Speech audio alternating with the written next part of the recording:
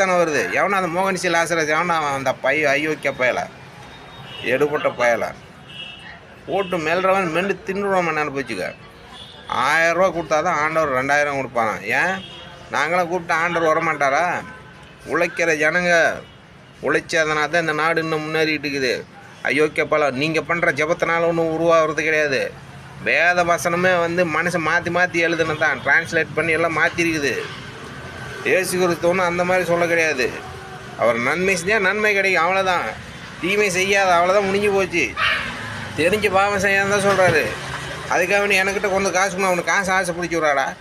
ஆனால் ஐயோ கேப்பாயில எவனா அந்த பரதேசின பண்ணாடானே அவன் அந்த நூங்கி சீவுற மாதிரி அவன் வாயை சீவி வைக்கணும். அப்போ தான் ஒழுக்கமாக இருப்பானுங்க. மறுபடியும் ஏசு கிறிஸ்து வரமாட்டானுங்க ஒரு திமுறாளி. அவருக்கு பதிலாக தான் நாங்கள் இருக்கிறோம். முடிஞ்ச மோதிப்பார். 25 வருஷம் பைபிளை படித்து கரைச்சி பிடிச்சிட்டு உக்காந்துன்னுக்குறோம். என்ன அவன் நினச்சிட்டு இருக்கிற? எங்கெல்லாம் பார்த்தா காட்டா மாதிரி தெரியுதாடா? காட்டில் வேலை செய்கிறவங்க உழைச்சி கட்டி போய் இன்னொரு தடவை ஏசுனார் பேரை அவர் பேரை சொல்கிறது இந்த கிறிஸ்தவனு சொல்லிட்டு நம்ம இந்த ஊழிங்கிற அந்த அட்டூழியம் பண்ணுறவனு அவனுங்களாம் அந்த உலகத்தை விட்ட துரத்தணும்டா. பாரதேசி நாய்களை. இந்த உலகத்தில் ஏசு கிறிஸ்து மட்டும்தான் கிறிஸ்தவன், மீதி அத்தனை பேரும் அட்டூழியங்காரனுங்க, பாரதேசி நாய்கள். மீண்டும் சந்திக்கலாம் மக்களை. நான் இப்போ ரொம்ப கோபமாக இருக்கிறேன். ஏதாவது உங்க சொல்லி விட்டுருவான்.